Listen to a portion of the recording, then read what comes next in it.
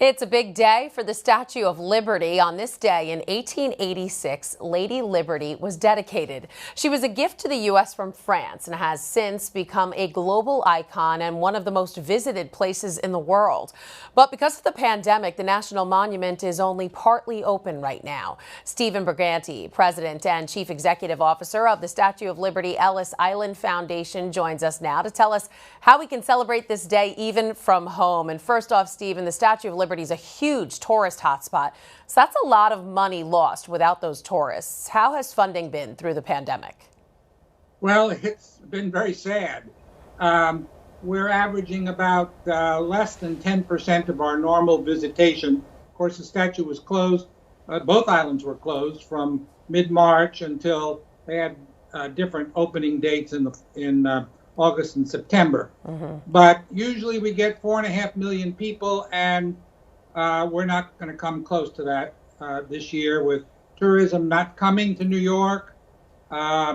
It's really quite a sad day, but happy that it's the statue's birthday. Right, bittersweet. The grounds and the museum are now open at limited capacity, but we can still tour Lady Liberty virtually, right? Tell us about that. Well, you know, before I tell you about that, it's actually a good time to come to the Statue of Liberty in Ellis Island because you have the place to yourself. Right. The weekends are a bit busier than the weekdays, but I really encourage everybody to come and while the weather is still okay, and you can see almost everything.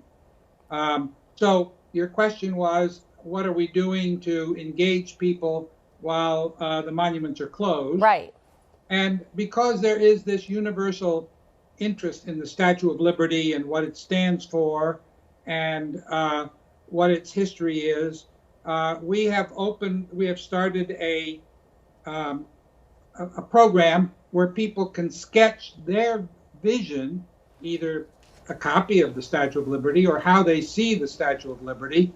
They can spend their time creating their vision of the Statue of Liberty and sending it to us as part of an educational program. Yeah, how did you come up with that idea?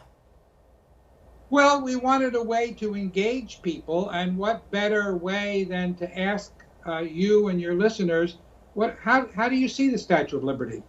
You said it's a universal icon. It is. Millions of people come from all around the world to see it. No matter where you travel in the world, unfortunately we can't travel right now, but when you can, the Statue of Liberty is America's symbol, New York's symbol. And how do you see it? How do you've been raised with it your entire life? And since none of us are less than 134,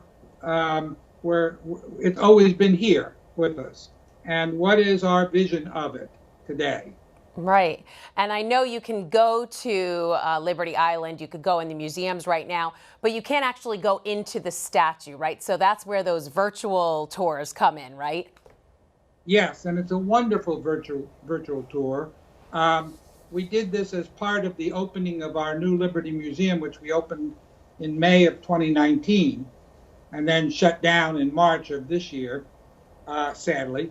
But you can tour the inside of the statue. Go to statueofliberty.org, and you'll see a number of things there that you can do. But one of the most interesting is to take that tour on your own. All right, so really quickly, why is the Statue of Liberty and us having it so important? The Statue of Liberty has become the symbol of America, the symbol of freedom, the symbol of welcome, the symbol of openness and inclusiveness. This is what we want for people all over the world, and by the way, what people all over the world want. And they see it in the symbol of the Statue of Liberty. All right, Stephen Briganti from the Statue of Liberty Ellis Island Foundation, thanks so much for being here with us. Thank you. And if you would like to learn more about the Statue of Liberty and have access to educational resources and virtual tours, head on over to statueofliberty.org.